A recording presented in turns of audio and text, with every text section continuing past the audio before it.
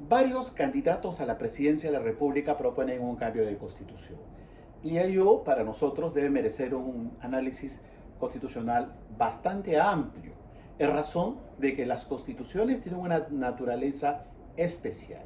Hoy en día las constituciones no necesitan ser textos extensos donde se incorporen todos los derechos, por ejemplo, porque los modelos son interpretables y por tanto los tratados internacionales en materia de derechos humanos, como la jurisprudencia y la normatividad que se emite debajo de la Constitución, son plenamente eficaces y válidas y forman parte de ese cuerpo constitucional que se conoce como los derechos fundamentales. ¿El Internet necesita estar en la Constitución para ser un derecho fundamental? No. ¿La vivienda necesita estar en la Constitución para ser un derecho fundamental? No. En realidad, basta que esté reconocida en un tratado internacional o que el Tribunal Constitucional haya hecho una interpretación, como ocurrió, por ejemplo, con el derecho a la consulta previa o con el derecho a la verdad.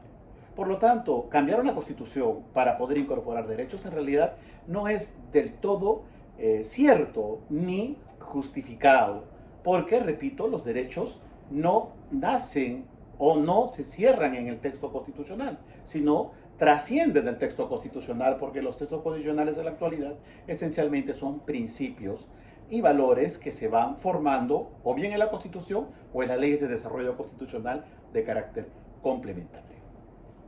Por otro lado, cambios de constituciones son en realidad refundaciones estatales que pueden dar lugar a situaciones de grave complejidad institucional.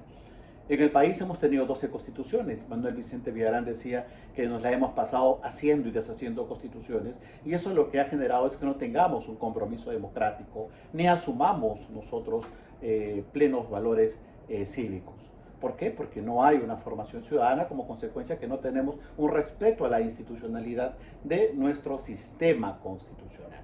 Por lo tanto, no resulta factible o adecuado a un cambio de constitución, básicamente por cuestiones ya superadas, como puede ser, por ejemplo, el origen de la constitución, que en realidad, si uno observa, todas las constituciones del Perú han tenido orígenes complejos, como consecuencia de que la mayoría se han suscitado a raíz de un golpe de Estado, un quiebre institucional, porque son la naturaleza misma de los estamentos constitucionales, ¿no? Pero más aún y de sobremanera hay un tema que me parece crucial.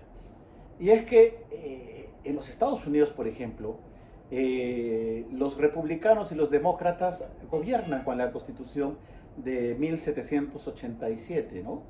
Y no han necesitado hacer un cambio de constitución, es decir, derecha e izquierda gobiernan con la misma constitución. Y es una constitución elaborada por los aristócratas, los burgueses eh,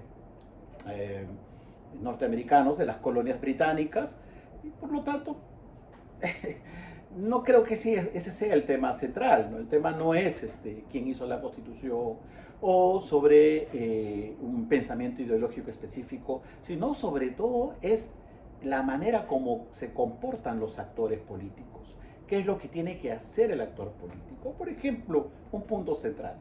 En la Constitución, el artículo 58 establece que el modelo económico es social. Por lo tanto, tenemos una economía social de mercado. Eso implica que la economía social de mercado la van a ejecutar los de derecha o de izquierda. El asunto es quién la ejecuta.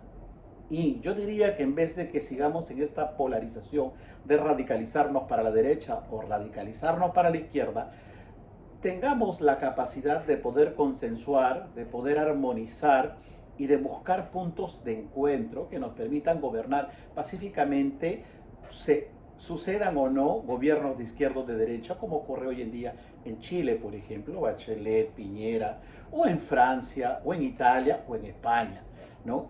Que más allá de la diversidad ideológica que pudiera haber, tengamos un compromiso con la Constitución y ejecutemos la Constitución con sus matices que cada gobierno tendrá, pero siguiendo un norte específico, la economía social de mercado. Que hay que cambiar algunas cuestiones constitucionales, yo en lo personal estoy absolutamente de acuerdo. El enfoque sobre la corrupción es un tema central. El régimen de la propiedad es un tema interesante a debatir, sobre todo en lo que se refiere a las comunidades nativas y campesinas donde se realizan actividades extractivas. Pero de ella ser un cambio radical, una nueva constitución, en realidad es un tema que podría generar más problemas que beneficios. Y sobre todo, hay que tomar en cuenta una arista más y final. Y es que para cambiar la Constitución se requiere de un alto consenso que lo que podemos ver en este proceso electoral no va a existir. Los candidatos presidenciales andan por el 10% y por lo tanto las bancadas van a ser diversas. No se puede hacer un cambio de constitución sin un consenso político parlamentario o ciudadano. Y eso no se advierte en tiempos actuales. Por lo que debiéramos más estar enfocados en desarrollar la constitución, hacer los ajustes básicos, pero sobre todo seguir con el norte en lo que se refiere a los aspectos positivos que ha generado esta constitución.